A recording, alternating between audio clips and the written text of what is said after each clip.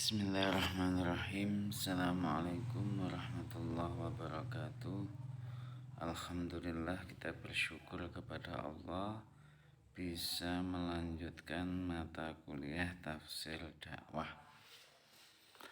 Baiklah, marilah kita menafsirkan ayat Al-Quran yang berhubungan dengan, ada yang mengatakan ini adalah metode dakwah ya. Kalau di RPS saya tulis tentang kewajiban dakwah dengan hikmah, padahal nanti di dalam itu ada 3 ayatnya yang berbunyi ud'u ila sabili rabbika bil hikmah wal mau'izatil hasanah wajadilhum billati hiya ahsan. Inna rabbaka huwa a'lamu biman dhalla an sabilihi wa huwa a'lamu bil muhtadin. Ini ayat yang berhubungan dengan dakwah. Ayat yang berhubungan tentang kewajiban dakwah dengan menggunakan 3 cara, yaitu ud'u, ngajak sira kabeh, ila sabili rabbik, maring dalane pangeranmu, di jalan Tuhanmu, ya untuk mencari ridhonya Allah. Ud'u, ngajak sira. Jadi kita diperintah untuk mengajak manusia untuk menuju jalannya Allah, menuju ridhonya Allah. Nah, dengan apa kita mengajak manusia menuju jalannya Allah? Yang pertama bil hikmah, dengan mengajarkan hikmah. Wal mau'izatil hasanah, dan mau'izah hasanah. Wajadilhum billati hiya ahsan, wajadilhum, dan bantahlah mereka, billati kelawan billati hiya ahsan. Billati ya kelawan jadilhum, ya utawi jadilhum itu ya ahsan, yang bagus. Walaupun tentunya wajadilhum ini ada orang yang menantang dakwah kita atau mengejek dakwah kita, tetap kita ya ahsan, tetap berbuat baik. Karena apa? Karena kita tidak boleh memaksa. Inna rabbaka, sak temene Tuhanmu, huwa utawi rabbaka, iku a'lamu, luweh ngerti. Allah itu tahu. Mengapa kamu tidak disuruh memaksa? Biman kelawan uang dola kang tersesat, angsabi ini saking dalane pangeran. Wahua utawi rabbuka, iku a'lamu, luweh weruh bil muhtadin, siapa yang mendapatkan petunjuk. Baik, kita ambil tafsirnya. Itu tadi terjemahan letterlek. Tafsirnya yang pertama adalah lafadz ud'u ila sabili rabbika bil hikmah. Tentunya yang ditafsirkan adalah lafadz hikmah. Allah memerintahkan kepada Rasulullah Nabi Muhammad sallallahu alaihi wasallam untuk menyeru, mengajak kepada makhluknya, kepada manusia, mengajak kepada manusia untuk selalu mendekatkan diri kepada Allah bil hikmah. Apa yang dimaksud hikmah? Qala Ibnu Jarir, wa huwa ma anzala alaihi minal kitabi was sunnah. Yang dimaksud hikmah itu adalah menyampaikan Al-Quran dan Sunnah itu. Wala syakka annal murad bi qauli hikmah ya al bil burhan wal hujjah Ya burhan itu ya sebagai dalil, hujjah ya sebenarnya dalil. Jadi artinya kita harus mengungkapkan alasan-alasan yang konkret ya. Mengungkapkan karena bil baroin wal hujjah. Hikmah itu adalah sesuatu yang kita lakukan itu mendatangkan kebaikan. Ya apa kebaikan-kebaikan kalau kita mendekatkan diri kepada Allah. Sehingga orang itu semakin semangat dalam melaksanakan perintah Allah. Misalkan sebentar lagi puasa, sumu tasihu. Puasalah kamu maka kamu akan menjadi orang yang lebih sehat. Nah itu. Sholat itu dipenuhi dengan gerakan, maka juga akan mengantarkan kesehatan juga. Itu misalkan bil barahin wal hujjah. Sampaikan yang ada di dalam Al-Quran maupun di dalam sunnah mengenai hikmah. Karena dalam Al-Baqarah wa may yu'tal hikmata faqad utiya khairan katsira. Orang yang diberi hikmah di situ kalau di atas tadi itu diartikan yang mengerti Al-Quran, mengerti As-Sunnah. Tentunya orang yang mengerti kebaikan dari Al-Quran, manfaat dari Al-Quran atau manfaat dari hadis. Hikmah itu seperti itu. Ngerti khasiate, ngerti gunane itu hikmah.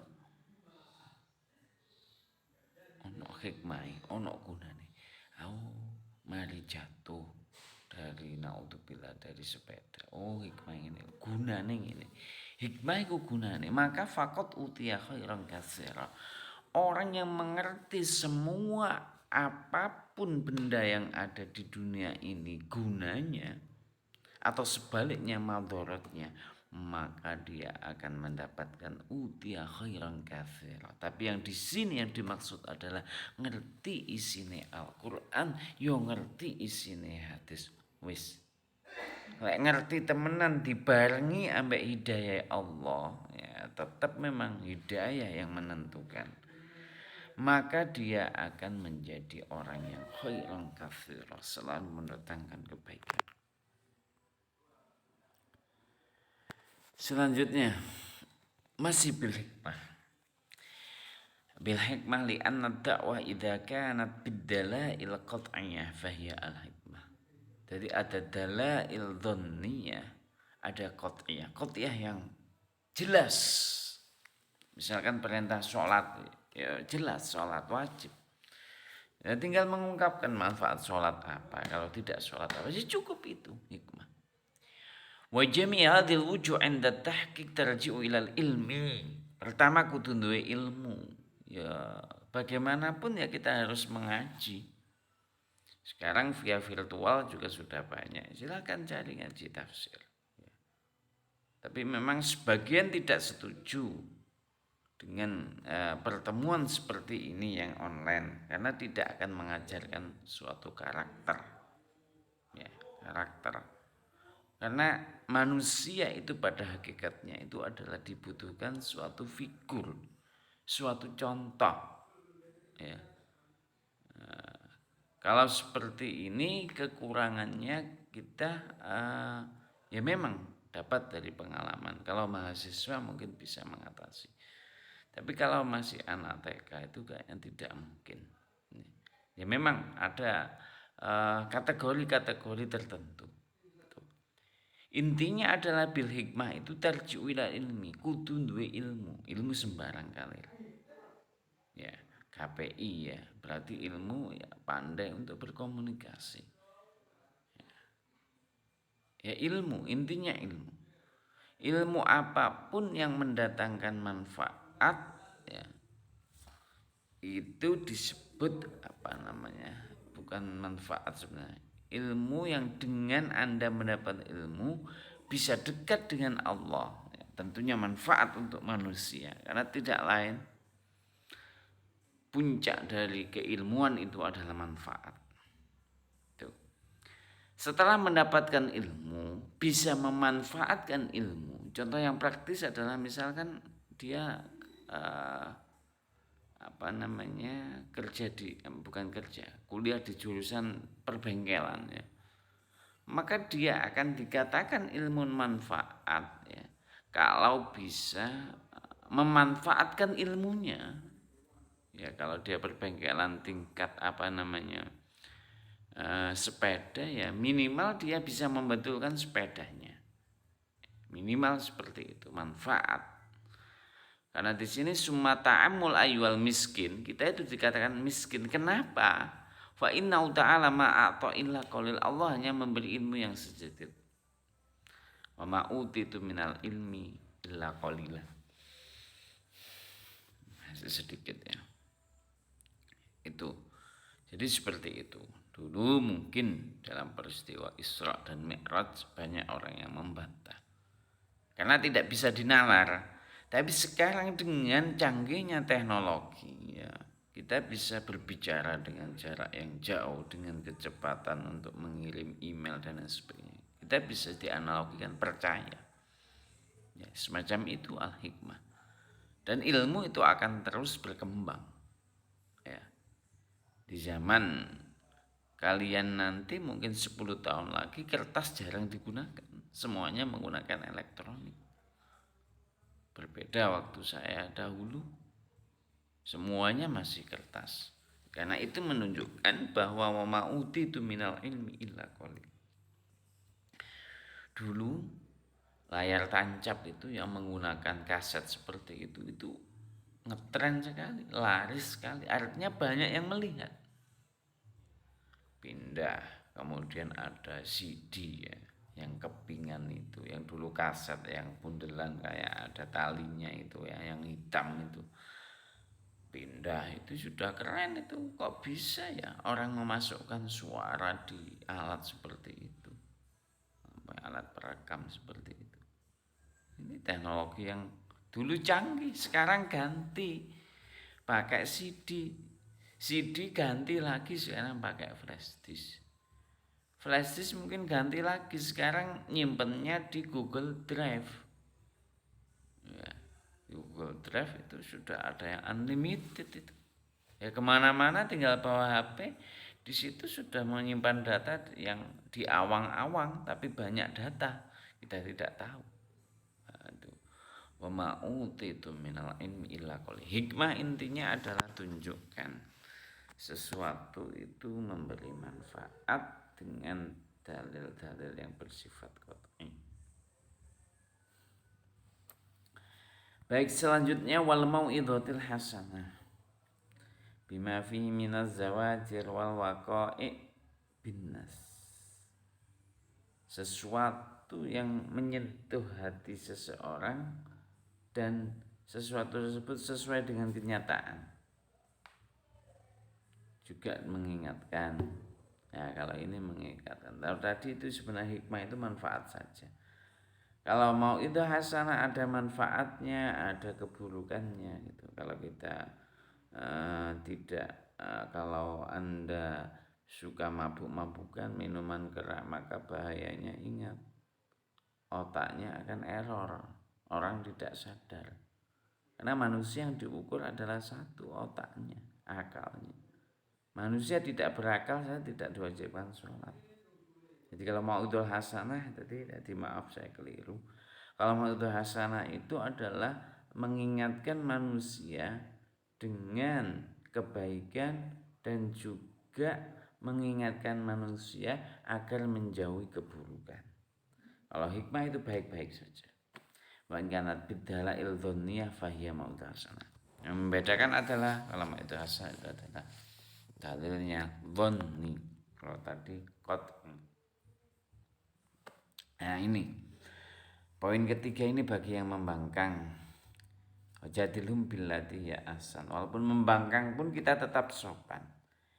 Aimani tajaminhum ila munadharah. Munadharah ya perdebatan ya, munadharah. Wal jidal ya juga perdebatan.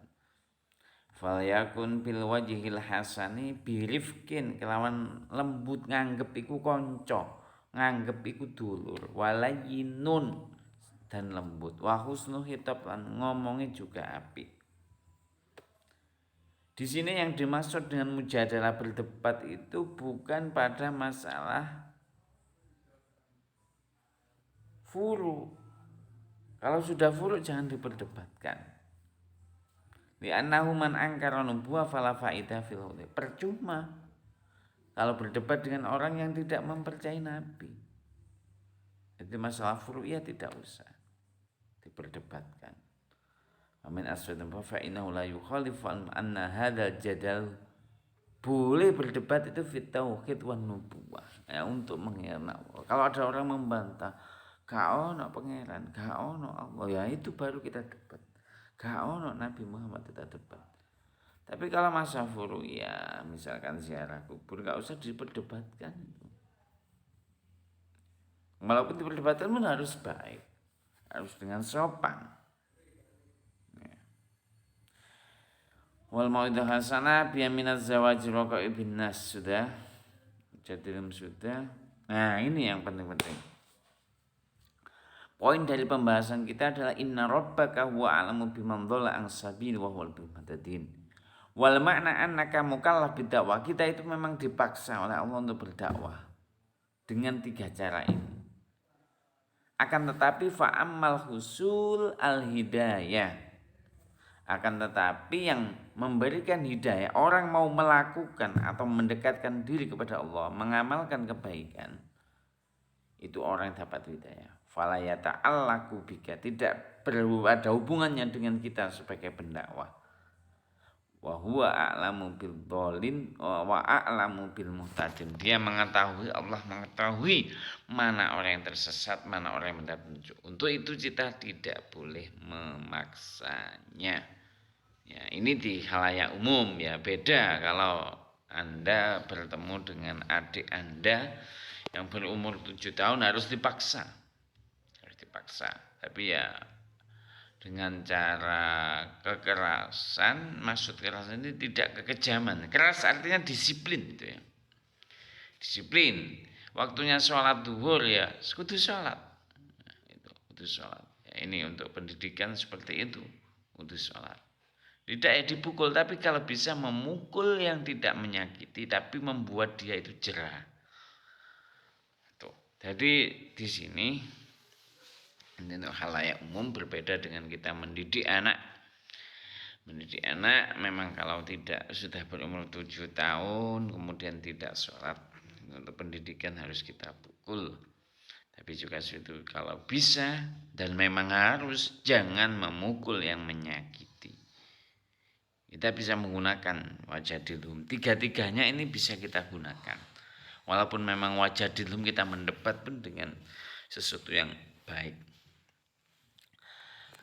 Juga di dalam hadis itu ada bil qalbi, kemudian bil lisan, kemudian apa tadi, bil qalbi dengan hati, bil lisan, bil yad.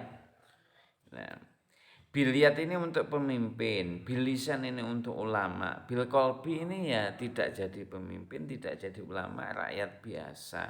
Cukup bil qalbi, cukup mendoakan saja. Ya, ini.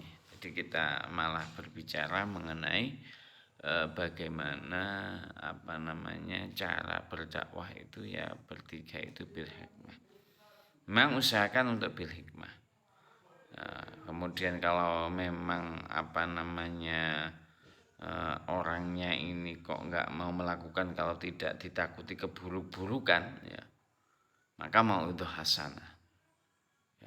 Ungkapkan, kalau minum arak nanti bahayanya seperti ini, tidak tahu baik dan buruk, ya coba naudzubillah nggak punya akal, itu nggak tahu itu ibunya, nggak tahu itu siapa, ini bahaya sekali orang nggak punya akal, ya harus diungkapkan itu.